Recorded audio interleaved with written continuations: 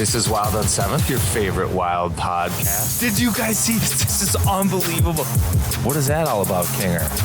Get in here for the real thing. Like, let's get weird. Maybe I blacked out trying to figure out what was going on. Doubt, worry, fear, because that's what we're breaking the mold on here. Welcome to Wild on 7th, presented by Pilot Games. We're here until it's here. All right, welcome back to Wild on 7th, your favorite Wild podcast, presented to you by our friends at Pilot Games.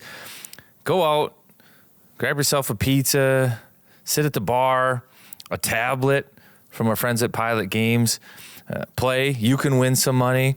And again, the best part about this whole deal is not only can you win some money and change your night, your day, heck, maybe even your week, if not more, you're changing your communities too, because they give money back to the local youth sport associations and so on. So it's what we like to call a win-win. Hey, Carts, I was just at a small town bar, and they have wild bingo on Pilot Games. Mm-hmm. And I don't know exactly how it works. It seems like it's all the bars are connected, but we could go to a bar with the pod and play wild bingo.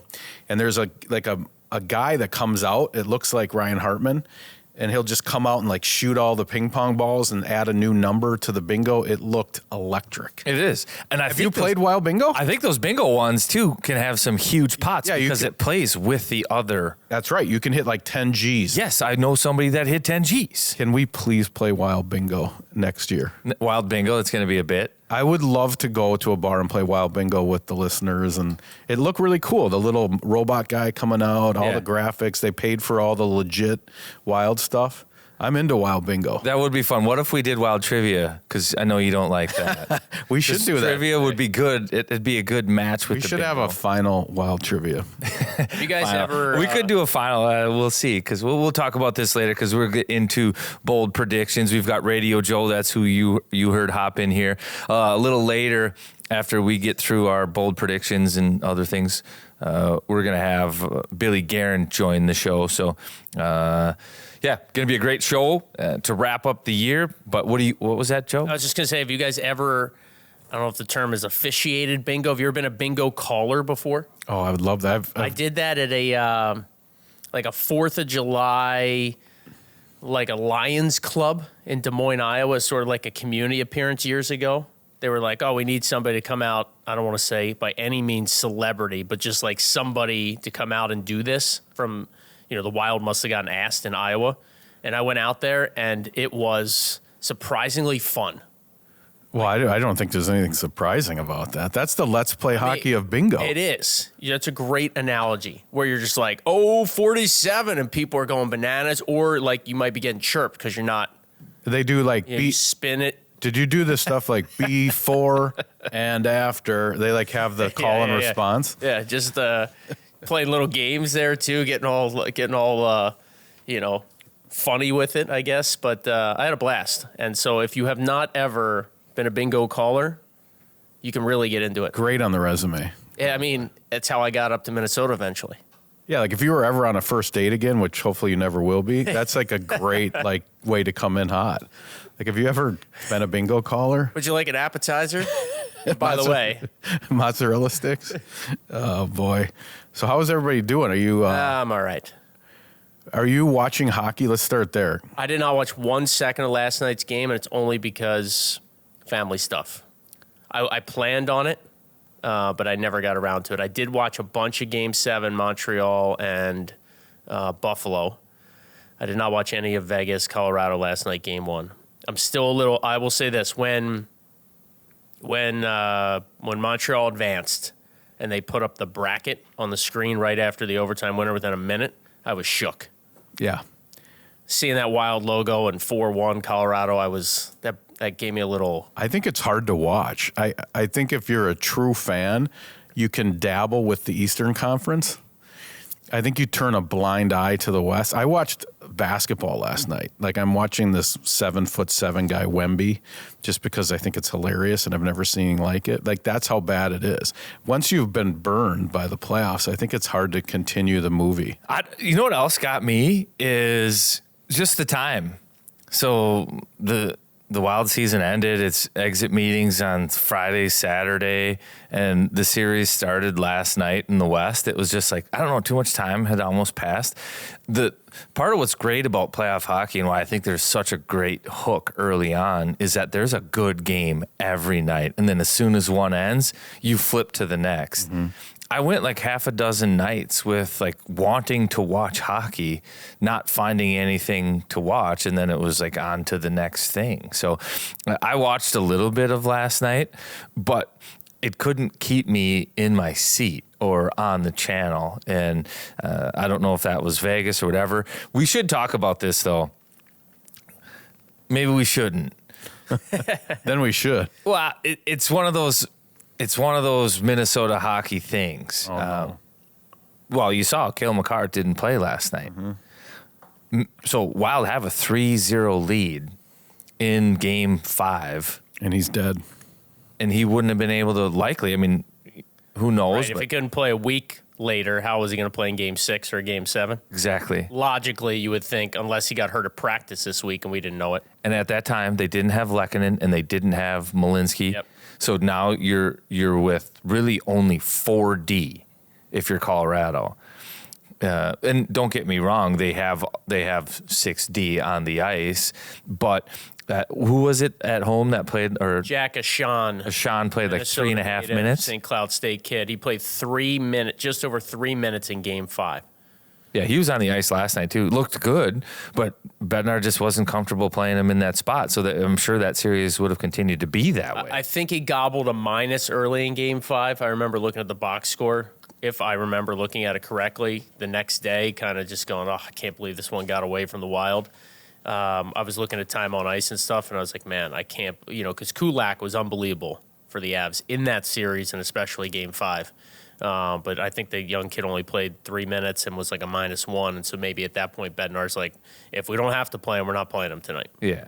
Yeah, you got to play Kulak in the elimination games. We talked about that last time. It was Crazy. 14-1. 14-1 now. 14-1 when his team has a chance to eliminate an opponent. I don't even understand that because I don't he's been either. like that. Unless you win the cup, you're losing every year at some point in time. That's why if you look at coaches' records in the playoffs, Yeah. you're always going to have a losing Below record. 500, Yeah, you're always going to have a losing record because only one team wins it. Yeah. To be 14-1 in elimination games, you'd think that this guy's like never lost. Yeah, unless as a coach, you have a run where you sweep a team, you win in 5, then you lose in 6. Like years like that, you're obviously stacking more wins and losses ultimately. But look at the Wild; they finished 5 and 6 in their 11 playoff games. To your point, so Maybe his teams don't start on time, and maybe he was he scratched gets in a hole. some of those eliminate again Or hurt. It's not facing elimination; it's a chance to eliminate an opponent. So, it's a little bit of an odd stat, but it was crazy in wins and losses. Some game. Brett Kulak doesn't play extra games if he doesn't have to. Yeah, game 7's there if you need to. But it was setting up for Minnesota to, and we'll ask Bill Guerin this. I'll ask him because he had this great comment where he said this one hurts more. And I want to ask him to elaborate on that. Like, why does it hurt more? Like, I know you felt that this group was good, that you made good moves, that, the goaltending competition did a good job. The blue line was good. You got Quinn Hughes. You wanted center depth. That was all of a sudden there. McCarron and Foligno had their moments and stuff like that. So I want to know his thoughts on why it hurt more and if it's all just purely internal or if things were kind of set up externally for this group to have a good run too, because I do think that was the case. I'll still maintain that I felt that if the Wild can get through Colorado, it almost gets easier for them. I watched Game 7, Buffalo, Montreal, and parts of Game 6. I watched both those games and thought to myself, I think Minnesota probably handles both these teams in 5 or 6 games. Yep. And so they'd be on their way to the East Final, and it obviously that's not the case. And it's like, ooh, poor me. And that's why I was, cautious about going down this road a little bit. Yeah. But it's an interesting talker because it's legitimate. I think the Wild would have absolutely beat those teams out east in short order, or even in the Pacific. Like, Vegas has gotten better and better, but just the way that they were playing and how tight they were, like, out east, the chances, it was amazing. You'd have 2-goal leads and there'd be chances galore. And it's just like, how are there chances developing like this? Was it both games 6 and 7 where, the Sabres, Canadiens, they're scoring goals in the first 5-10 minutes of that first period, like, just trading goals. Yeah. It was 22 like game goals 1 for the Wild and the Avs. 22 goals in the first period in that series. That's ridiculous. What did Dallas score in the whole series against the Wild in 6 games? Not 22, I don't think. They had 10 on the power play and 4 even strength, Yeah. or 9 on the power play and 4 even strength, something like that. Yeah. So a couple empty netters. I mean, they might have had 15 goals in the whole series, and you're telling me that series had 22 first period goals combined? That's crazy. Well, and think if we got to that Friday night, there's a good chance Kevin Gorg has 2 White Claws. Like 2. That would have been trouble. 2 full White Claws. And it would have been Frank the Tank. We would have had the block party. And I'm convinced Eric Sinek was coming back for a game. And I don't know if Billy would answer that. He might slap me upside the head if I ask him. But No, you better ask now. yeah, all right, I'll ask. But do I have protection on both sides? No, I think Billy's going to be sitting next to you. He's got blacksmith hands, too. Yeah. Cale Makar's in an open casket. We would have been, it would have been him happening. Sit on my side, because if he hits you with his strong hand, which is right, it will go through you and hit Kinger. Right. And then he wouldn't, like, if he came back with the left, you might catch the elbow on accident as he was trying to deliver the left to me. You know what else was a great comment? I think it was Zach Halverson said, like, sorry to the Buffalo Sabres fans, and paraphrasing here, because that was a very Minnesota way to lose. Like, outplay them, like, be the better team for like 3 straight games, and then just find a way in overtime to just be like, wah, wah, wah. We're connected, kindred. Yeah, and his gist was, can they just sign up to be sister cities with professional sports? No, we are. It's like the Buffalo Bills. Remember that? I did think about the Bills pretty much very quickly after Buffalo lost at home, Game 7, overtime. First time they've been in the playoffs in God knows how long, a decade more. And then it's like, man, and the Bills fans, like, they've been so close to going to a Super Bowl. They had the 4 straight Super Bowl losses. Yes. What? And they don't have anything else. Always a bridesmaid. Like, it's not like their MLB team, which doesn't exist, is crushing it or has. No, but they do have new era hats coming out of Buffalo. Good hats. Is that where they're from? Yeah. Where? Yeah. And they do have jumping through the table on the tailgate. Blade Gang, Wings. They got some stuff going on. But yeah, we should do an exchange program back and forth between Buffalo and Minnesota where they could come here and like We watch just send fans. basketball and baseball. We go there, jump through a table. Wings. I don't know.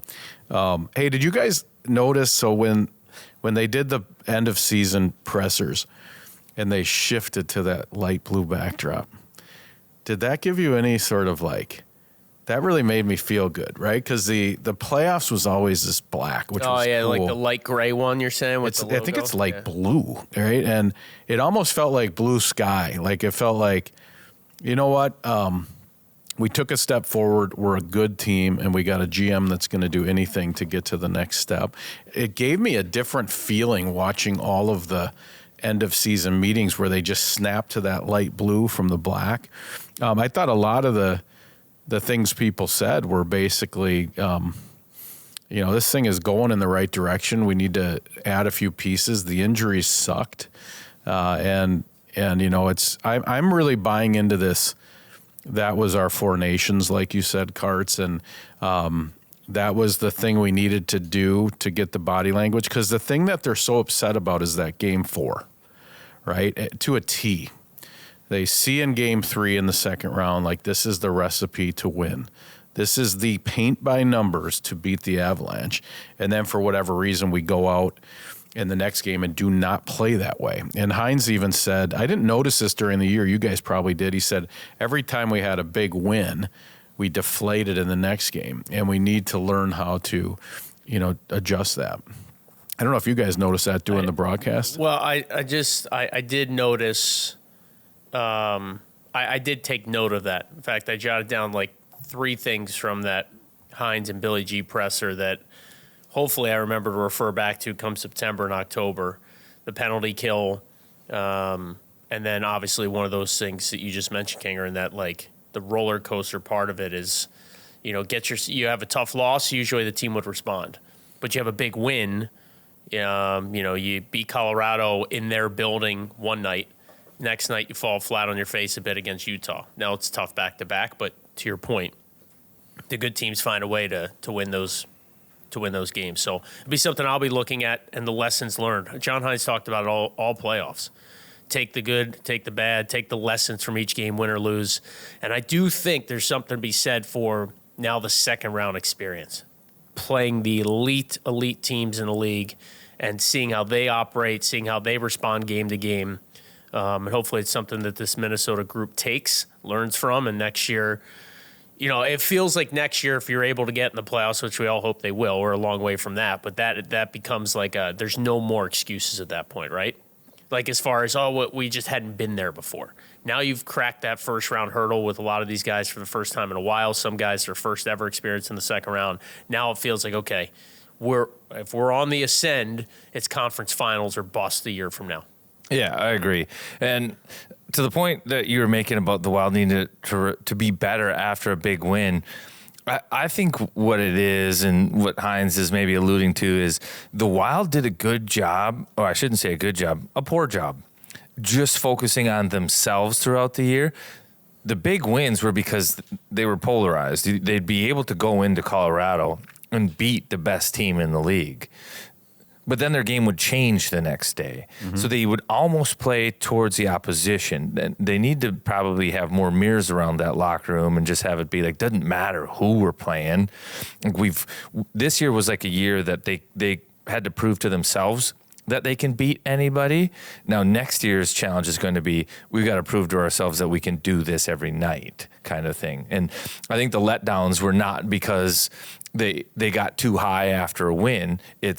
They knew they had to be good to beat this team. They thought they only had to be average to beat this team, and then it's not that way. It's the NHL. You remember a couple of years ago when they missed the playoffs, and I think the in the division record was like playing Winnipeg, playing Colorado, playing Dallas. I don't know if they won a game, right?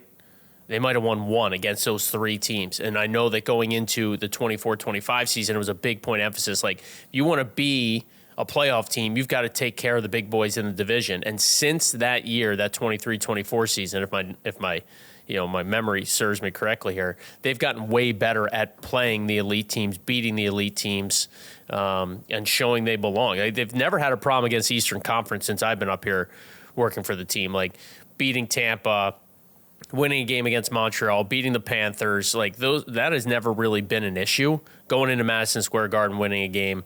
It's been like Dallas, Colorado, Winnipeg, St. Louis has always been kind of a pain in the you-know-what. Like, beating those teams, those 4-point games, like, how do you do that regularly? And it feels like the last year or two, the Wild have really taken on that challenge and done well with it.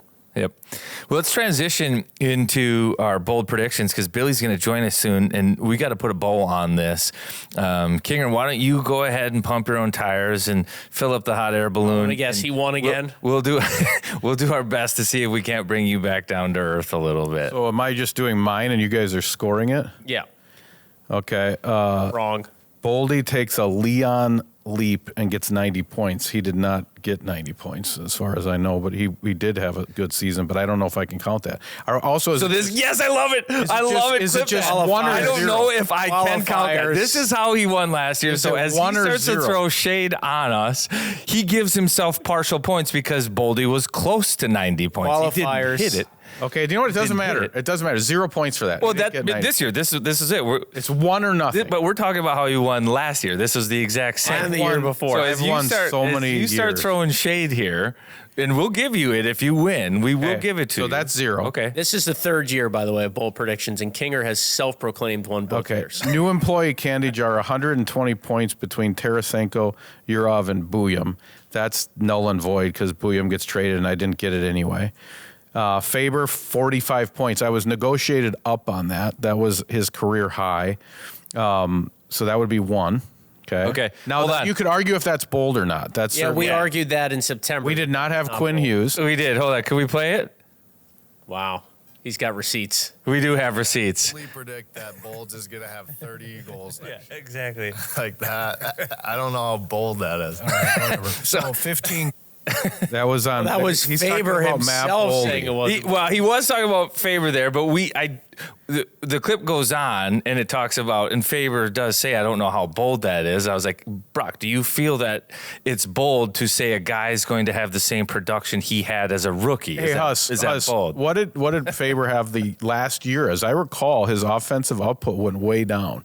Can you look that up? We can look it up. I believe at the start of the season. Nonetheless, nobody was ever going to say 29 points, and he went to 45. I did not know Quinn Hughes was coming. Okay, so that's yes. one. Hold on. I'll give you that. He had a down sophomore year. It's called a sophomore slump.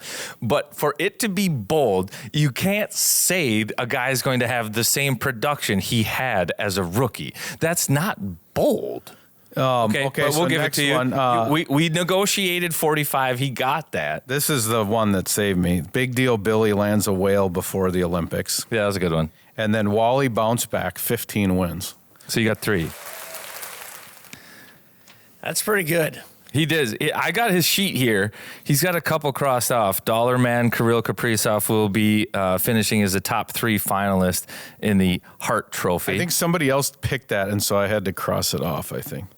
Yeah. There were some doubles, and we agreed we couldn't do doubles. But so 3 out of 5. Do you guys know yours? You want to do it? All right, so we'll just talk quick on Volstead. We had to negotiate you on that one too. If I'm looking at the sheet, it was, I think you had 14 wins. Yeah, he started with 9 wins.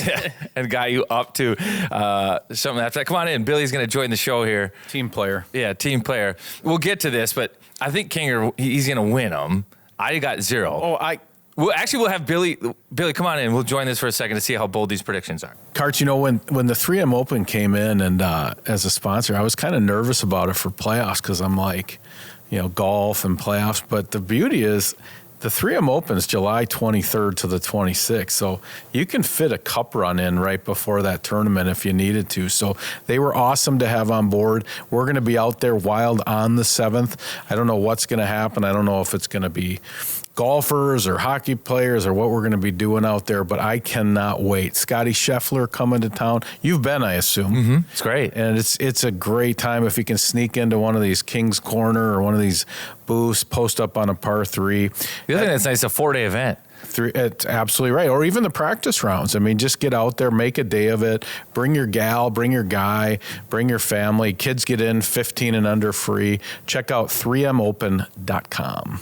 Hey, a lot of chatter on today's podcast about grills, Blackstones, regular grills, Traeger, regardless of what you use, Kinger. I know you've got a couple grills parked. I struggle. Well away from the house in case of incident. Not a point of confidence. But if you're a little bit more skilled and you like to man the grill, swing by Cub Foods. They've got great pub burgers. Their brats are dynamite. They've got a section dialed just for the grill, and we're entering grill season. And the other nice part about it is they're not just a one-stop shop. You can't just, they've got more than just the meat that you need. You can get from coleslaw from the deli, some potato salad to go along with it.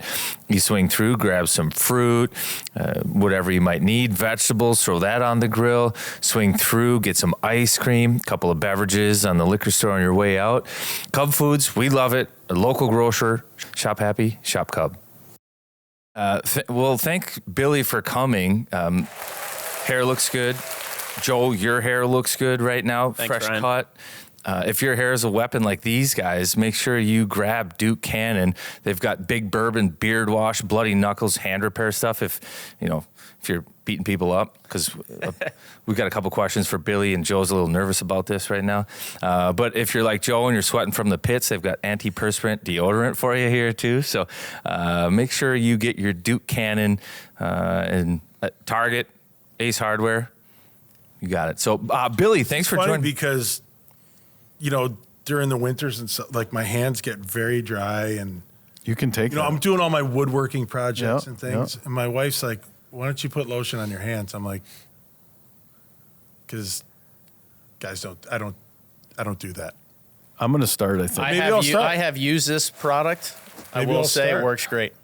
Yeah. And I feel I'm not gonna I feel where you're moisturize. coming from with that, the masculinity part of a lotion on your hands. Yeah. But when you get the cracked knuckles and they're starting to leak a little bit, that stuff's good. Do you guys do lotion on your legs? No.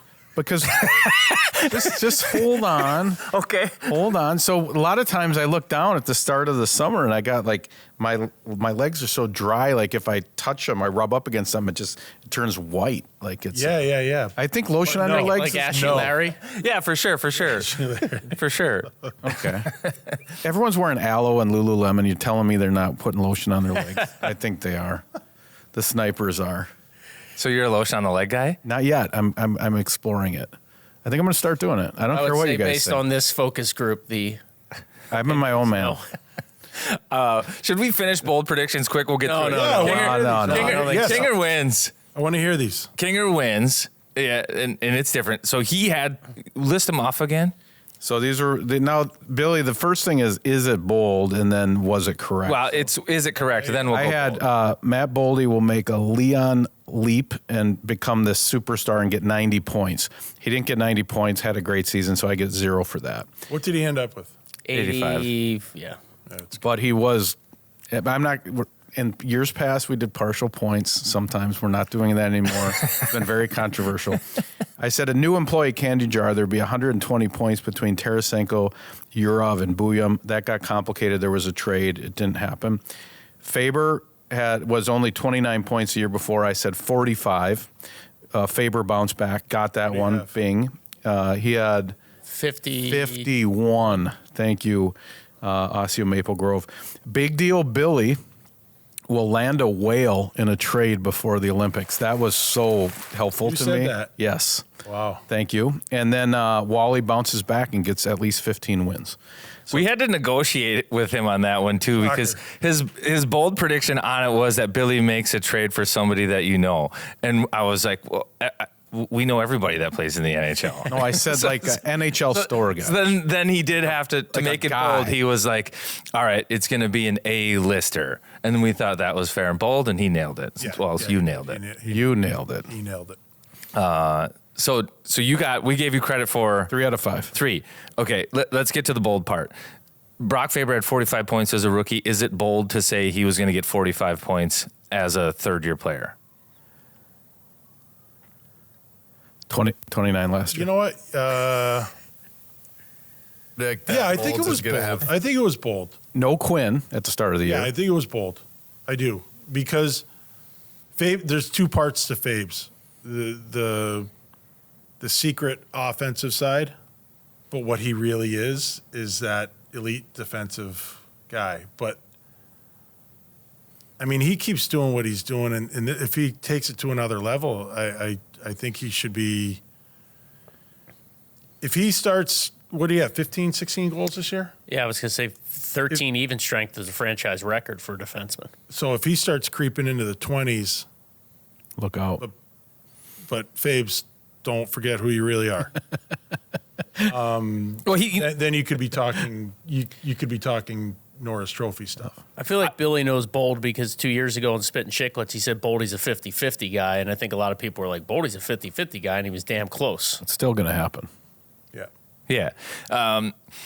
I think you're right. I think what's changed in Faber's game, and I was looking at Burns. Burns was a 20-goal guy. Faber shoots the puck a lot more than he did in the past, too. So if his route to 20 goals, I don't necessarily think it has to be he plays like in the zone, circling the wagon, scoring more. Right. Like he just shoots it more. Like Yes. as soon as the puck gets up there, he's shooting it. And there's some guys that just have a knack. Like they shoot and it gets tipped and it goes in and this and that. And What happens when you shoot? yeah, that's true. But some guys also like some guys they just have it. Right, You know? right. And I think he's that kind of guy. Like this. Some of I felt the big change when Quinn got here, and Quinn's spinning and getting involved in the play and diving down and interchanging, and I think Fabes, it was almost like a bell went off, and Fabes is kind of like, oh, you can do that. We had a good. I'm gonna start trying that, and it turns out he's really good at it. But again, Faves, don't forget who you really are. Well, we had a conversation with him on the podcast here. It was great. And he said Quinn Hughes, and watching him play, is he's learned throughout the season on where he can create some more offense without taking a lot of risk defensively. And maybe that wasn't the case the first week Hughes was here, but throughout the season. So I think the two of them got together and spoke about it. Like, when I'm doing this, here's where you have to be. When you're doing this, here's where I'm going to be. Yeah. But we can't both be doing the same thing at the same time.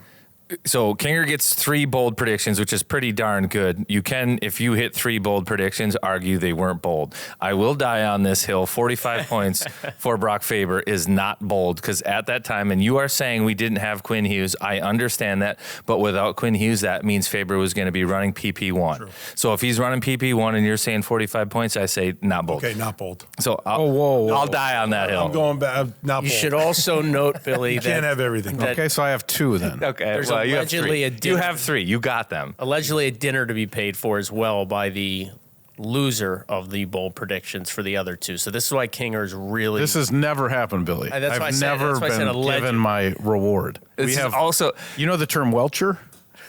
This is why it's become an issue, because he gave himself credit for boldly scoring 90 points, even though he didn't get 90 points. So that's how he wins these. He goes home behind our backs. He tells us that we're Welchers because we haven't bought him dinner, but he's not actually hit the predictions that aren't even bold. Just let's get through this quick. Okay, so now, Joe, what do you got here? All right, I had Hinestro's at double-digit goals for the first time since 21-22. Broken leg in a trade affected that. So I'd like a void. I had Boldy leads the team in scoring. He played 2 less games than Kaprizov, finished 4 points back. That's a 0. Power play's top 10 will be 25% or higher. Not only was it a franchise record, it hit both of those marks. That's 1. Kaprizov breaks a franchise career goal record, 15 goals by Thanksgiving to get to 200. Breaks Gabrick's record by the end of March. Both of those hit, and the one by the end of March was... I gave him way too much leeway. He broke that way before the end of March. And then I ended with Gus wins the Vezina. And You got 2, though. Yeah. You got 2. You got 2. I didn't do so well. Gustafson, more than 60 starts, or top 3 in the NHL in starts. That one didn't hit. I thought you're not going to like this. You're one. going to hate this one, I know. Billy. I thought the Wild were going to be a bottom 5 hit team. I didn't realize that Trenton was just going to be like a man on a throwing mission. 10 hits a game. Oh, missile launcher. But the reason I thought was because you had Yurov, Tarasenko, Kaprizov, a lot of Ovs. And typically they're not known for throwing the weight around. So I was like, there's a chance that the Wild are so good that they put Trenny almost got us there on his own. I know. That's what I know. It was a bold prediction. And sometimes It was I missed. Kaprizov was top 3 Hart, so that's that one. I beat you to that one. I had 6 shorties and 82+% net PK. Missed on that one. And then I said Bouillon sets franchise record for scoring because Brock. as a D. Brock had it previous to that, and that is the one caveat to that is Bouillon was maybe going to be running power play, so I thought that. So I got 0. So I won. you live and you learn. I think you guys tied. You No, had 3, John I had got 0. it. So the only thing we need before... So if you tied, in my mind, that's 2 dinners. and good. Carter pays for both? Yes, one in the name of Kinger and one in the name of Joe. I think it's 2 dinners. But this is a good wrinkle. Bouillon was going to run power play 1. So that Faber prediction was bold. We're talking state fair. That's actually He was in the mix. Like, he was being worked out there. Yeah. I don't know that he was ever given the reins to PP1, but yeah. Ooh. Bouillon. Like full, like. he was do your on thing. his way. Yeah. He's that type of player. This was a good use of your time, Phil. Thanks for I have negotiating. nothing else The, going. good at negotiating. the listeners are super. Nothing else going. We used him as a Supreme Court justice of bold He predictions. still has good. his car. He we still has his needed it. car keys Where's- right in where's front of him my- in case yeah, he I know. decides to leave right now. Ask him my about robe a and first my line gavel. center. Ask Curry. Ask him about a first line center. Jesus. Yeah.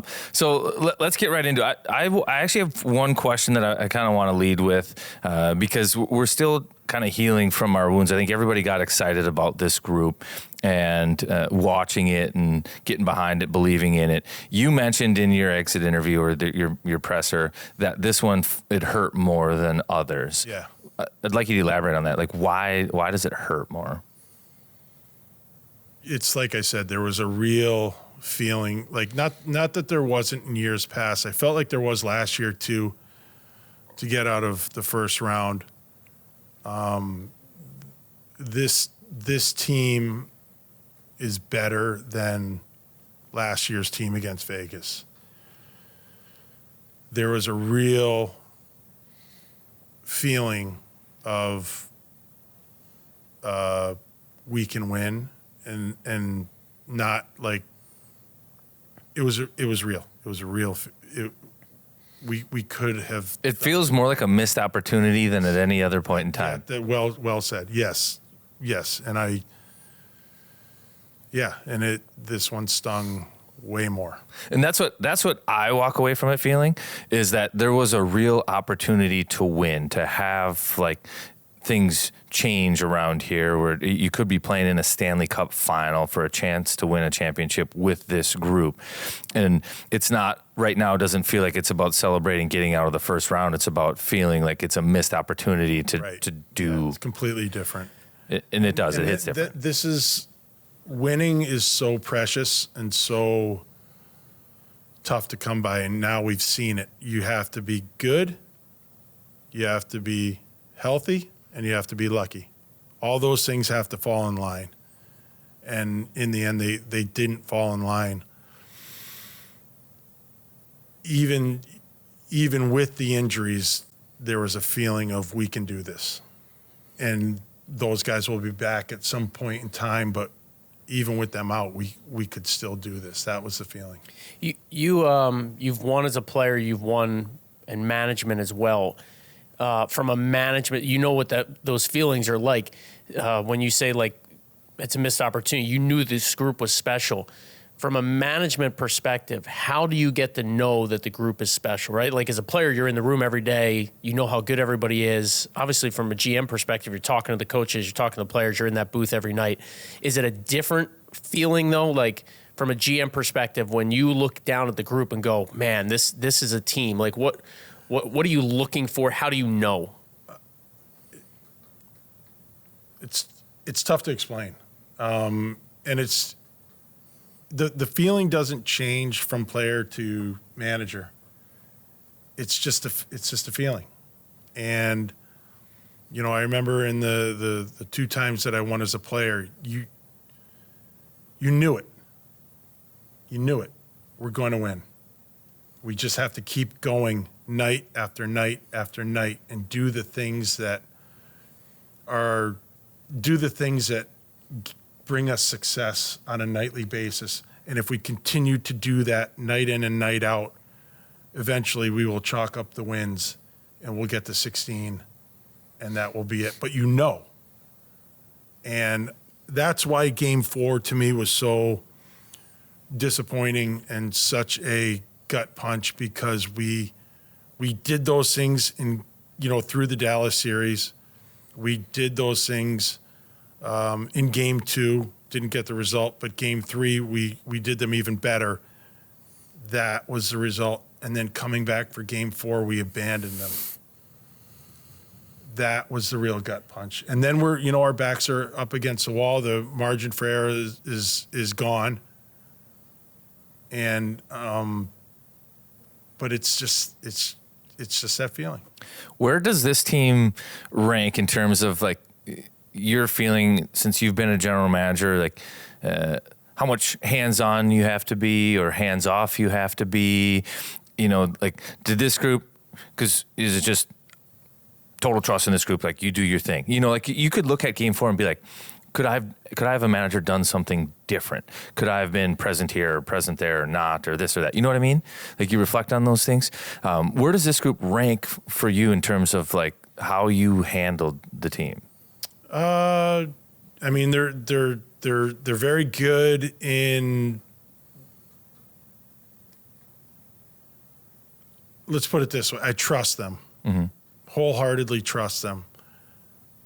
my role after what I felt I could do for the team was be around just the right amount, not too much, not too little, and have a business-like attitude. Not to say that you just walk in, you're like, Mr. Serious. You have to be yourself, but and you could feel it with the guys. There was a business type attitude, but it was, and then talking with the coaches, or talking with John, especially, like, what are we doing today? Like, reiterating what gave us success, like going over the messaging, going over the game plan, pounding it into their heads, what needs to be done. I don't know if I could have done anything differently, but, that's part of, like, my the self-reflection that I'll have to do. Is there something more that I could have done as a GM to help the guys? You said something about you were feeling it in the market, and I don't know if that was fans or the team, but we really felt a change. Both, we hosted this block party. I've never seen a younger, more rabid group of Wild fans descending on West 7th. It was happening, right? And then the player interviews. Matt Boldy, we're writing our own narrative. He says congrats to Kirill after round one. Kirill looks at him like, what are you talking about? It's just the first round. The whole expectations have changed. I'm curious, in the community, did you get were there any fan moments when you're pumping gas, or did it feel different? Because this team was so good that it was better than the fan base. We didn't kind of know how to do it. And I'm just curious if it felt different for you in the market where you live. Yeah, it did. And you could, out in the community, I go to my local Lunds pretty much every day in Wayzata. And, my wife always kids me. I'm buddies with everybody there. And, all the kids that put your groceries in the bags, we're always talking shop. And, you can, everybody knew what was going on. You can tell there's a buzz, there's a feeling. And it was great. It was great. And they just care. Yeah, that block party was amazing. Like, I feel like they just crave things like that. And I thought it was amazing that our business side, our business ops that put all that together, did an amazing job. I'd love to see more of it when the weather is agreeing with us. But those types of things, I think our fans love and crave.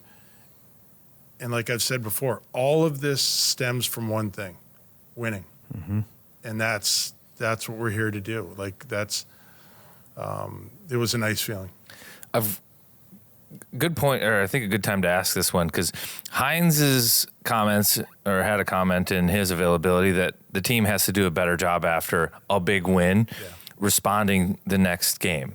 Mm-hmm. Now, I look at it, and we haven't talked maybe enough about game one and kind of how that one got off the rails a little bit in the Colorado series. But was it a situation where similar, but on a different level, where there's an emotional win against a Dallas team, and then maybe not being ready to go against the next opponent? Or do you think that game one was more like, hey, they knew Colorado was a tough team and maybe they tried to play Colorado's game, but the start of it didn't look like game three? Yeah, I think it was a quick turnaround. John and I had talked in between series, and he had a look, and he looked at me and he just said, this is going to be a much different series. This, Dallas is a very structured team. They play similar to us. This is a skating series. We have to adjust our mindset we really have to skate. And I think that game was just wild on both sides. Like they weren't great either. I mean, No, you had a lead at one point. yeah, we scored 6 goals. Like scored 6 goals in a playoff game. We should win. To be down 3-0 and then have a 5-4 lead. Yeah. And I think that was like a big, okay, like we really have to adjust and kind of hit home. But going back to the I guess the meat of the question, we need to start seeing ourselves even more as an elite team, because we are. And when we have a regular season win against Dallas or against Colorado or against Vegas, it has to just become another win.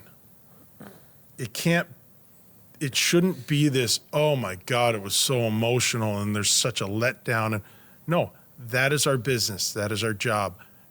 You beat them, you move on to the next. That's what's expected. It's not this, oh God, we beat them. We finally beat them. We should beat them. We should be able to beat them, and they can beat us. But let's just move on. It's more of we beat, such and such team because we should. That's got to be more of the attitude. You think that attitude changed a little bit with the addition of Quinn Hughes? Because I think if you just look at probably like your media impressions before the Quinn Hughes trade than after, you more of the national attention. I think Marc-Andre Fleury had a similar effect. Like all of a sudden now you get the attention of the league-wide outlets. And then they're talking about your guys. Like Matt Boldy's a stud, but now Matt Boldy's playing with Quinn Hughes, and they're like, Matt Boldy's a stud. And yeah, I think Quinn raised the level of everything, to be honest with you. And the perception of our team within and the perception of our team in the hockey world changed because we added another elite player, and it just catapults you into onto a different level. But again, we have elite talent, we have elite players. We have to. That's got to be the expectation of ourselves day in and day out. What disappointed you the most about Game 4 against the Avs? Was it just something specific, turnovers? Was it just a lack of engagement? Like, I look at that game, and with 8 minutes left, or 8.5 minutes left, it's tied 2-2. Like, when Nico Sturm scores that goal, yes, you haven't played your best brand of hockey. You didn't play as well as you did in Game 3, but that game was still right there for the taking. Yeah, we needed to regroup and have a strong 8 minutes, and we could have won that game as poorly as we played. But to me, it was like right off the bat, instead of putting pucks in, hunting it down, finishing, their defensemen, making it hard on them. So we were coming in over the blue line, trying to go east-west, trying soft plays to the middle, throwing pucks. We just didn't do the things that brought us success. We did the complete opposite. And even so, let's say we did that in the first 20 minutes. We have to be able to go back into the room after the first and say, okay, this isn't working. Let's get back to it. And we just never did that for some reason. That's why it's so disappointing to me. So right off and it was still right there. So up in your perch early in that game, I don't want to say you were seething, but you were seething. I was dumbfounded. I'm like, this is not us. I was talking to my group up there, and I was just, what is going on here? And that was just really, it was really disappointing, and I really don't have answers for you. So I asked John Hines before Game 5. Then, like, I found it very profound. His comments after Game 4, they seem very, I don't even want to say calculated, but like when he essentially called out the group, like, we didn't make the conscious effort to play the right way. Yeah. And I said to Hines, like, you seem very comfortable saying that. So obviously, either you said that to the guys or the guys knew it. And he said, oh no, the guys knew it. Like, The whole game, they were on each other about this isn't the right way to play. After the game, they were on each other about we can't play that way. So it's kind of surprising me that they didn't get it back in check. If, to your point, you saw it, the coaches saw it, the players knew it, they were talking about it intermission, but they just couldn't get it back. That seems got to be very frustrating. Yeah, it is. And you know what? Like, I'm sitting here with you guys saying all these things. The people that know it the best and are more frustrated with it than I am are the players, because they're the ones out there doing it. They're the ones that know. They're the ones that are executing the game plan. And there was no people more frustrated or upset at that than they were. There's a lot of great traditions in hockey, right? Halloween parties. And even though it's the end of the season, I always like when I see the guys out at the end of the year, because I know they're all going to scatter around the country. So you see them at Maynard's. What do you do as a staff? Because is there a corresponding, like, do you have a big Italian dinner with Heinze and because you guys are in the same boat, I would think, where it would be good to have a moment and just be together. I just was curious if that's a thing or not. Maybe it isn't. No, we do. We do normally. You guys go over your bold predictions and then Yeah, buy each other dinner based on who hit them? Well, to be honest with you, yeah, we normally do.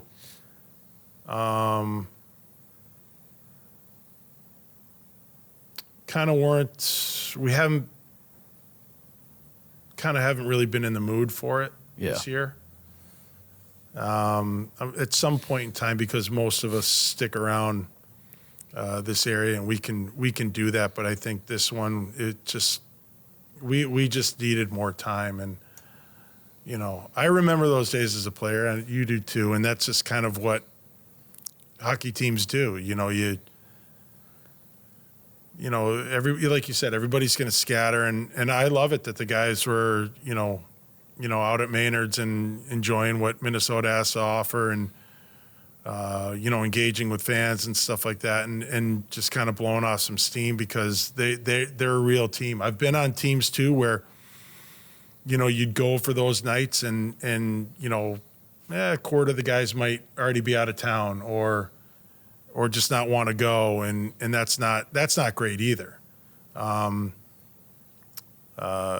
yeah, as a staff, we'll do something, but we just, I think all of us just need a little bit more time this year. Are you able to watch playoff hockey in the conference finals? I've probably seen a minute. I turned it on last night quickly, and then I was just like, yeah, I'm not ready. I'm not there yet. You see Cale Makar's not playing, you're like, Wow.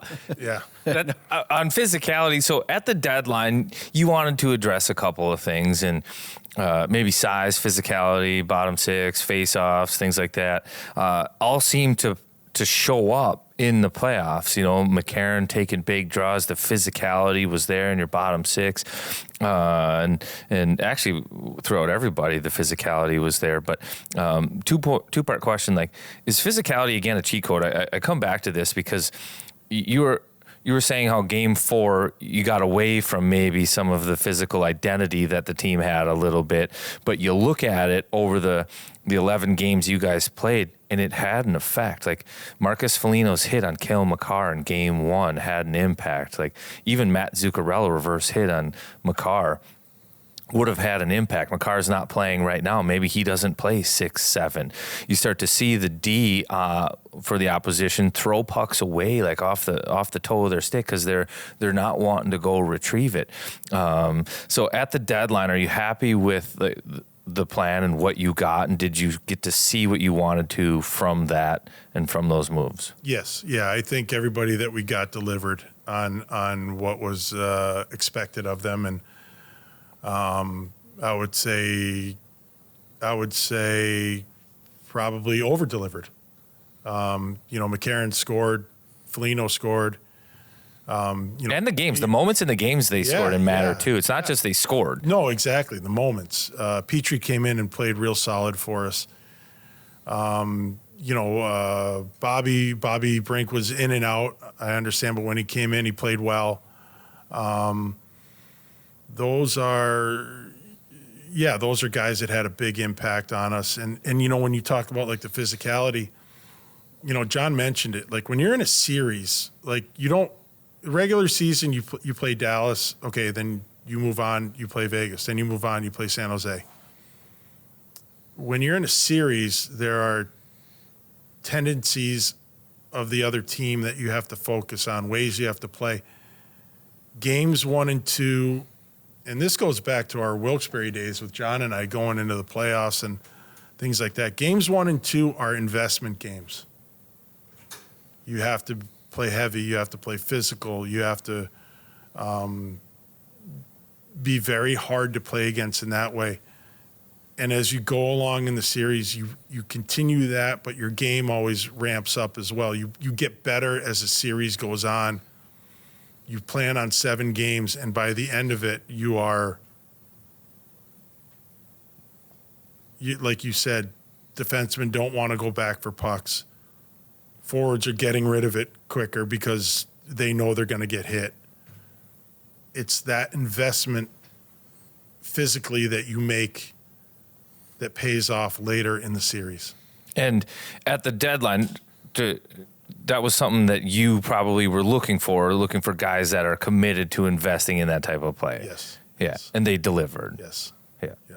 I was going to ask you, the fan base, there's a lot of first of all, this whole Monkey first round exit, our problem, not yours. That was awesome. And now really the tone in the market seems to be, this was our 4 nations, next year's our Olympics, right? We've got the right group. We've got the right leadership.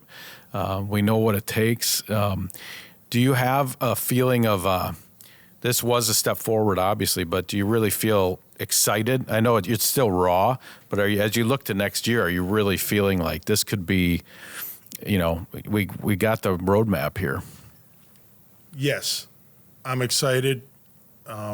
It was a step. I guess, and like I said, I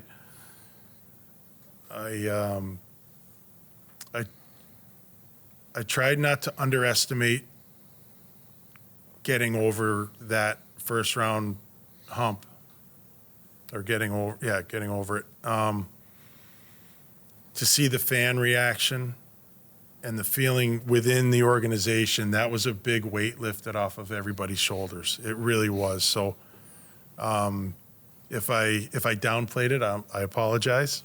I tried not to, but I also wanted to make sure that everybody understood that this is not really what we're after. Now, I know we have a good team. We are not automatically looking forward to next year. We're not automatically in the playoffs. Mm-hmm. We're not automatically going to the second round. The work has to be done.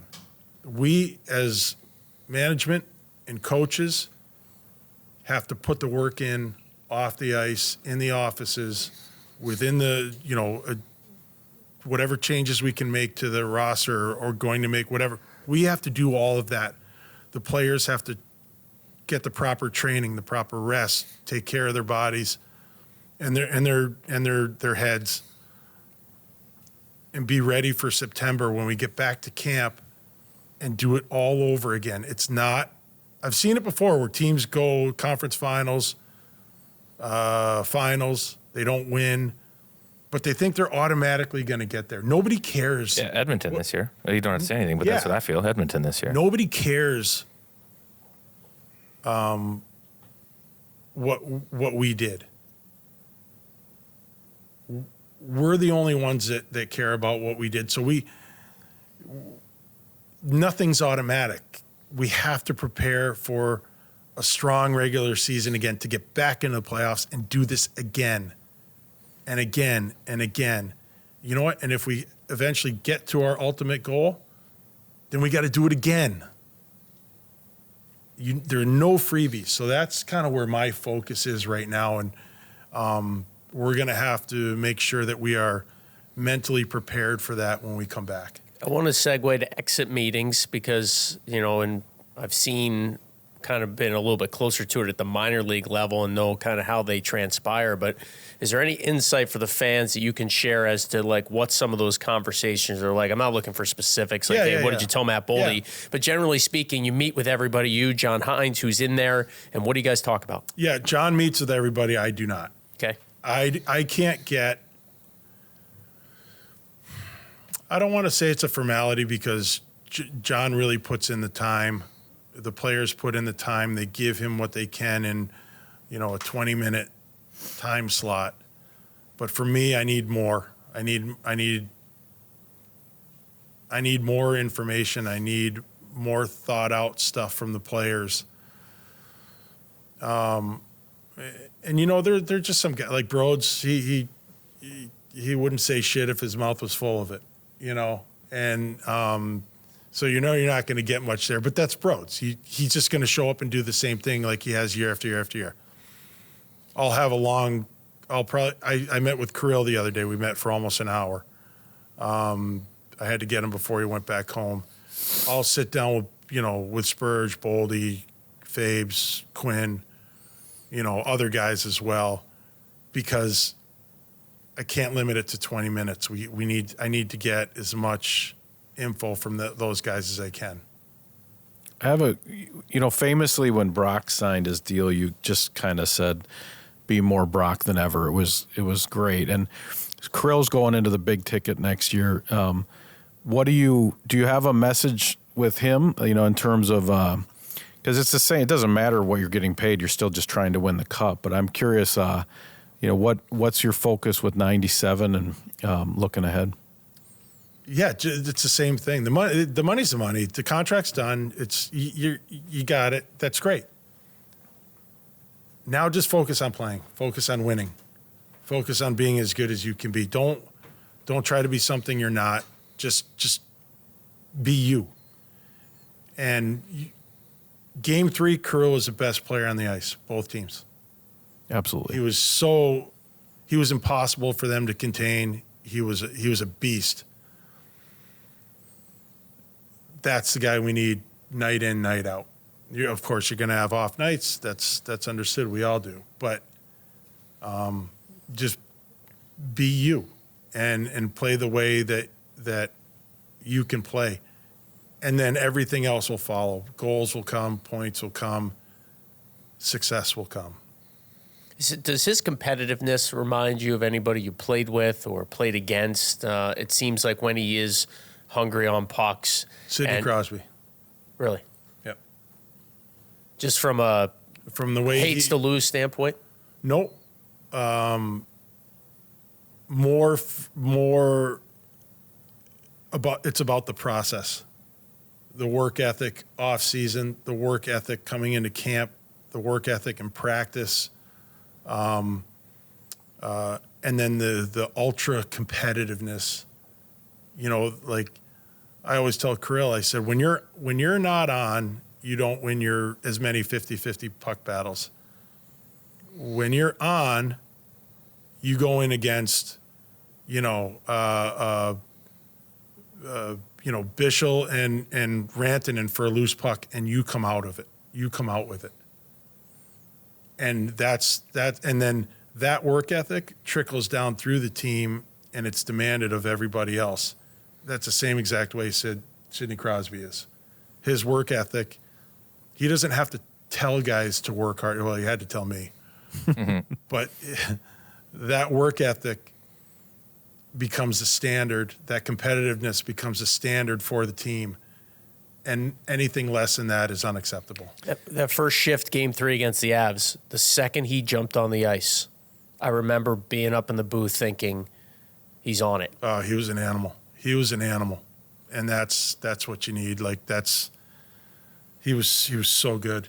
I know he just wasn't going to be denied. He's fun too. He loves hockey because he loves it. He loves hockey, and he'll throw names and stats at you like how many goals did so and so have, and he'll know. He'll be like, I think it was probably like 360. He'll know. Oh. Like he loves hockey, and we'll ask him about guys in the KHL. Yeah, like that we're looking at, and we're like, hey, do you know this kid? He's like, oh yeah, he's third on their team in scoring. He's this in the league. Team's doing well. I'm like, I know. The guy's amazing. I haven't talked to him a ton about stuff like that, but the times I have is like just off the top of his head. He's like eating. Yeah, check this out. And then he comes back and he's right on all of it. Great. Quinn's like that too. I was just going to say, can you Quinn's share insane. Can you Like, share it's- some insight on him? I know you love him. You talked about in the exit meeting. I think that obviously social media loves him. The fans love him. The national media loves him. What do you like the most about Quinn Hughes? He's just so invested. He's so invested in this, in his trade, in this game, in his life as a hockey player. This is his trade, and he is 100% invested in this. Do you marvel at that? Like, put yourself back at Billy G at 26 years old, right? Like, are you like, man, I wish. Yeah, I do. I look back on my own career a lot, and I'm like, I get there's a little jealousy that I have with the players today because there's so much out there. There's so much available. There's so much that they can tap into that wasn't there. There's so many resources that they have, whether it be coaches are different now. It's not. Yeah, nutrition. It's back then Facilities. the coaches were. My way or the highway? We didn't have development guys. Yeah, it's my way or the highway, or there are no development guys. You either figured it out or you didn't. Or And you if went you to the didn't figure it minors. out, bring the next guy in. We're invested in these guys. We help them more. Communications. But they use it all. And I'm like, Yeah. man, it'd be just, yeah. Yeah, I always joke around. It's a beat shake league more than a beer league now. Like it's not. No, this is not a beat beer shake. league anymore. No, Yeah, this it's is a beat like, shake league. Yeah. Like, Yeah, this is like superfoods Yeah, and Marlboro Reds are gone. creatine and Yeah. and this powder, that thing, and Yeah. or this supplement and this type of chicken, and this chicken was Drink raised this on the airplane. Yeah, this chicken was raised yeah. in Put the these mountains of pants on for Colorado, this and moment of the day. Yeah. Yeah, it's they- Could you imagine having Normatex when you played, Billy? This moisturizer. wild. On their legs. Yeah, Helps. no, Normatex. Oh my God. Have you tried those They on? didn't even have that Oh, yeah, technology. they're amazing. Yeah. I remember when I first came to the league, we had this trader. He was classic, Teddy Shook, and he was a grumpy guy to say the least, but he was on his own as well. So you walk into the training room now, guy. I always call it the spa. You walk in, guys are getting their ankles or their feet worked on, or their a shoulder, and I'm like, oh God, it's Manny Petty day, and I just kid him, like, or they're getting sound on their shoulder. ultrasound, When I was yeah. Teddy used to come over, put the gel on you, move the thing around. He'd grab your hand and he'd put the sound thing, and he'd be like, keep it moving. Yeah, you'd ultrasound yourself. I'd ultrasound my. Don't cook yourself. No, we would ultrasound ourselves. You go, don't stop, it'll burn you. So you're just sitting there for 20 minutes, sounding yourself. Am I done? There're just so many resources Yeah. that the guys have today, and it's just it's a better world. It's a better product. It's a better profession than it was, from generations before. But the guys in the 60s and 70s and 80s said that about us in the 90s. Talk to Tom and the Reed about 2000s. what Yeah. his It's amenities were. man. And- When we would practice in New Jersey, there's a little deli up the street, and we'd practice. We'd shower, no workout unless you wanted to, but you go up the street, you cruise into the deli, and you get a roast beef hoagie or whatever. Pastrami on rye. Oh my God! Now the Never Hungry League, the food, it's Chilean sea bass. on the plane. So I wouldn't eat fish on a plane back then.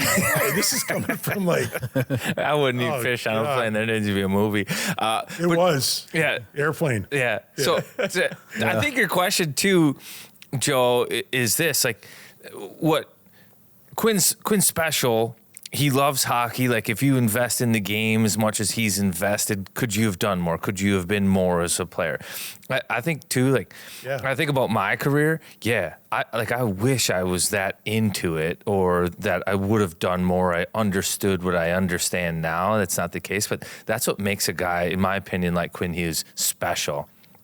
Because he understands. I'd even go to a guy like Trenyon, like, he understands it now, right? And that's what makes him special. And not everybody's wired that way, but the guys that are, like, you notice it, especially when you're in the room with them too. Like, they're just special, and that's what makes them special. That's why they're good at what they do. Yeah, you say this isn't a beer league anymore. I remember, like, we'd always have a case of beer in the back of the bus. Depending how long the ride to the Airport. the airport was. I mean, it could have been 10 minutes, or if it was 30 minutes, regardless, those beers were gone. They were gone. And like, if it was 10 minutes, guys were stuffing them in their pockets so they didn't get get shortchanged. And the Underground Network was using the equipment guys, the visiting guys, with a box, get a garbage bag, put some ice in there, hide it back of the bus. Here's some money.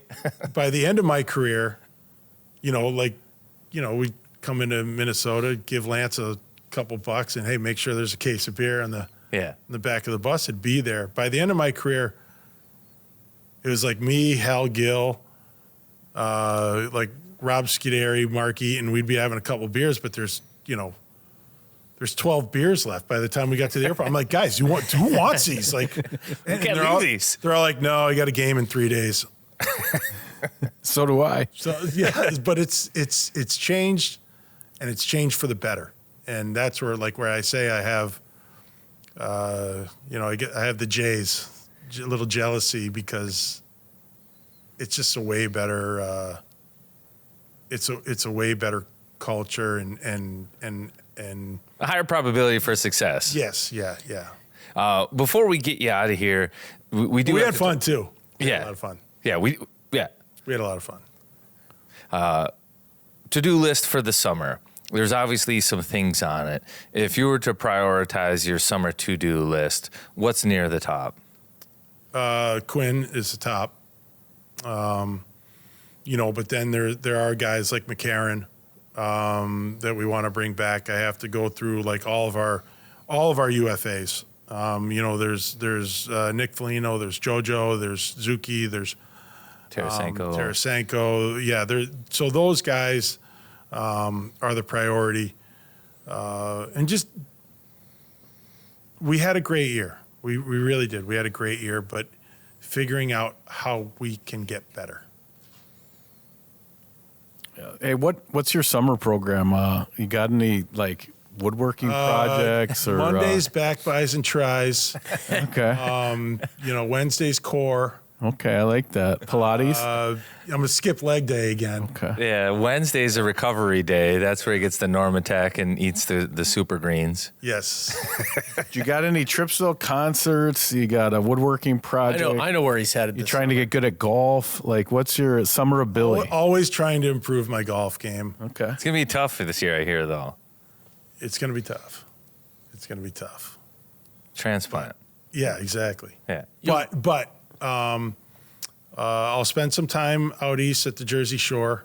Pork roll, egg and cheese. Wow. Oh man, that's my. You said that's your electric chair. That's my electric meal. chair. Yeah. I remember you told me that one time. Really? Yeah. That's a great I'm going to question. the electric chair the next day. I want two. Yeah. Utah, roll. Utah, get me two. You go Kaiser roll. Kaiser right? roll. Yeah. All right, I'm sorry. I'm just making sure. What do you think?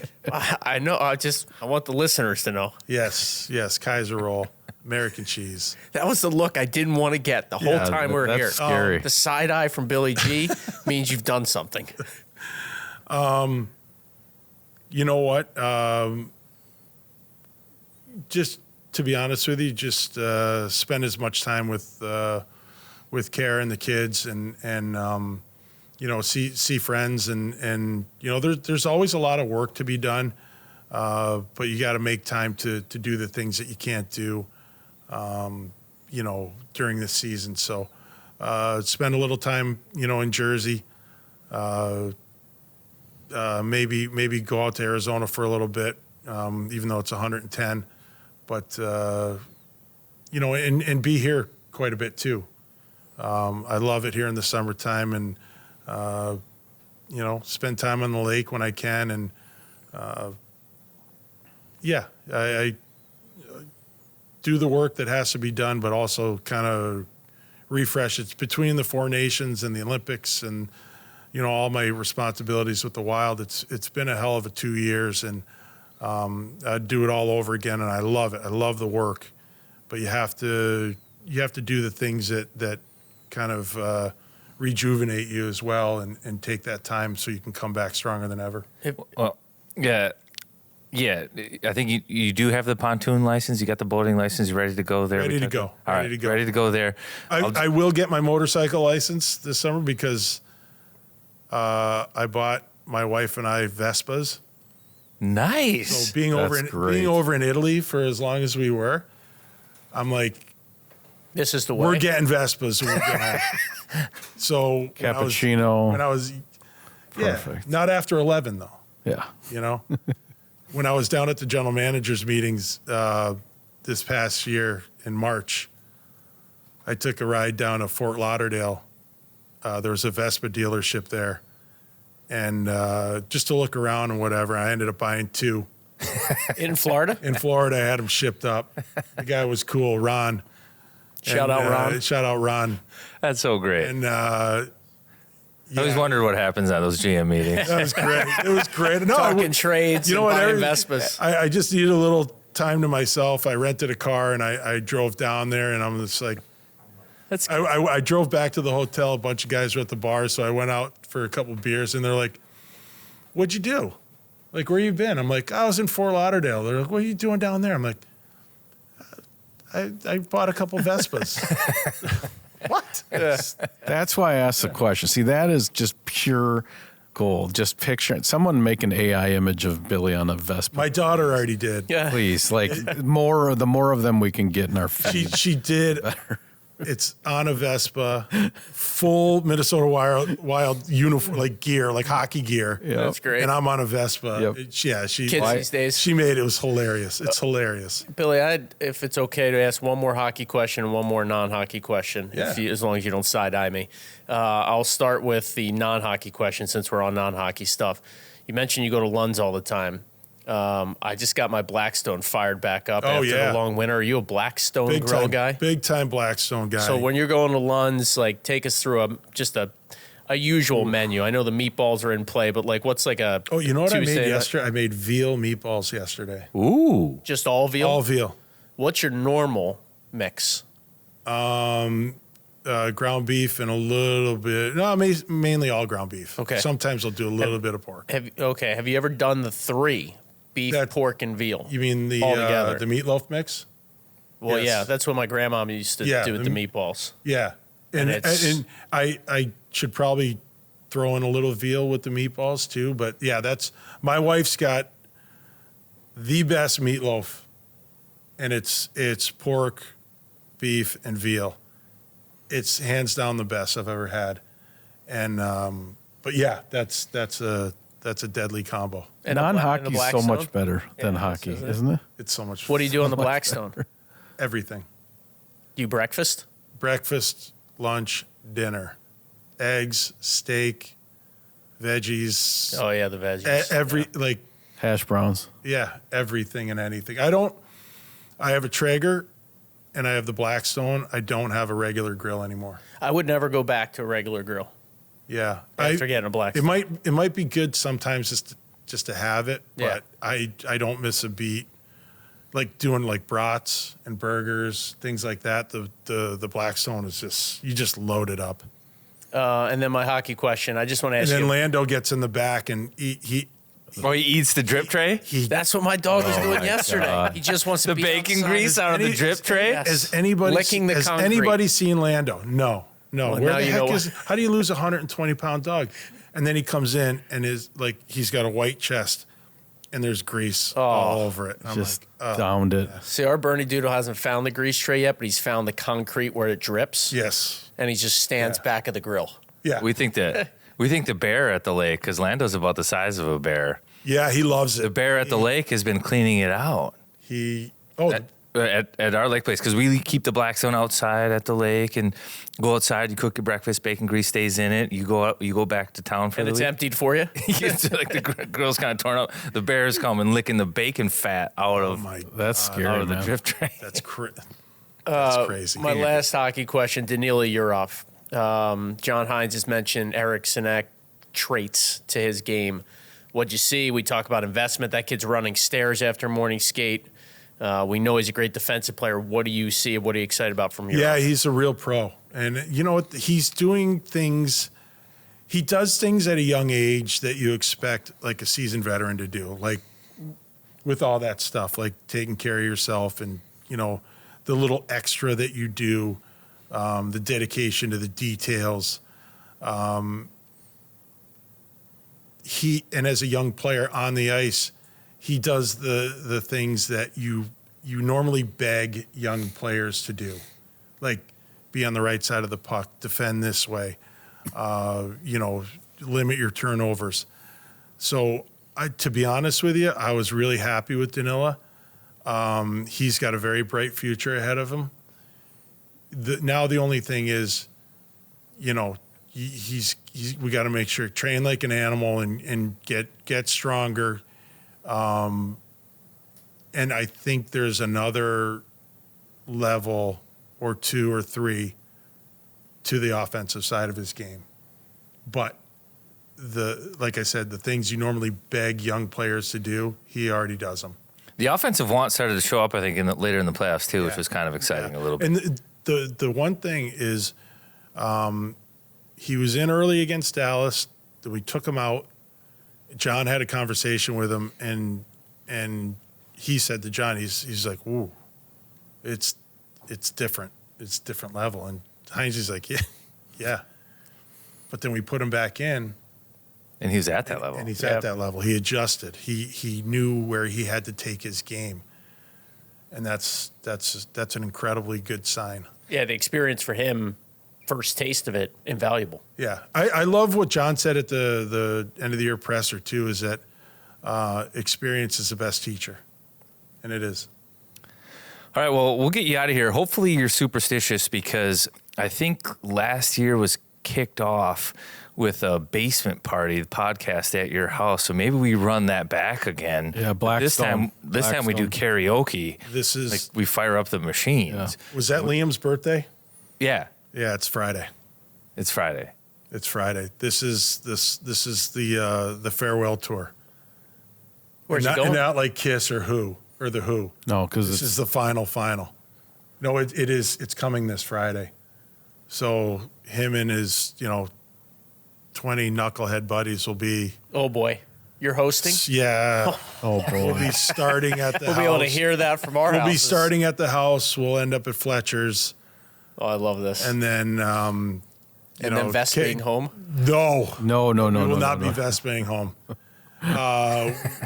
Kara and I will at some point in time do the Irish exit, Yeah, it's a good move. get out of there, but then we don't know what time those guys will be coming back into the house, and there'll be bodies everywhere in the morning. But What- you know what? So they're crashing there. yeah, the they're crew? great. Oh, that's a lot awesome. of them will. They're Yeah. great guys.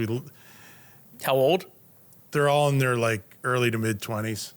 One of them's gonna have the grease tray just Yeah. all over there.